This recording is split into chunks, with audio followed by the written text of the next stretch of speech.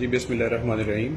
ये ईद के तीसरे रोज़ 1-5 पे कॉल चली कि एक बंदे को सर पर और दूसरे को बाजू पर फायर लगे।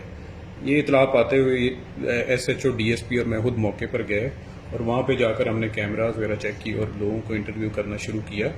तो उसमें ये बात सामने आई तहकीक के बाद कि ये बेसिकली एक वन व्हीलर्स का गैंग था जो 15 से 20 मोटरसाइकिलों की शक्ल में GT रोड पर निकले और जब वो बट स्ट्रीट के सामने आए तो इनमें से एक बंदा जुहेब उसने पिस्टल निकाल कर फायर किए। 3-4 फायर करने के बाद उसका जो है चेम्बर में गोली फंस गई। जब वो उसको क्लियर करने लगा तो उस एक्सीडेंटल फायर से उसका साथी जो है बिलाल उसके सर पे लगी और वो इवेंचुअली जाके फौत हो गया।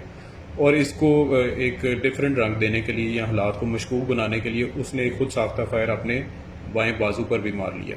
बहरहाल पुलिस ने इसको प्रोफेशनली डील करते हुए उसके मोबाइल में से वो वीडियो भी उस इंसिडेंट की मिल गई जिसमें वो फायर करता नज़र आ रहा है और एक्चुअली उस बंदे को दूसरे बंदे को सर पर फायर लगता है। तो वो हमने इवेंचुअली जो है वो 9mm पिस्टल भी उससे रिकवर कर लिया और उस पर बाकायदा वो रगड़ वगैरह भी देखी जा सकती थी जब वो गिरा सड़क पर, तो वो जिस पे लगी थी।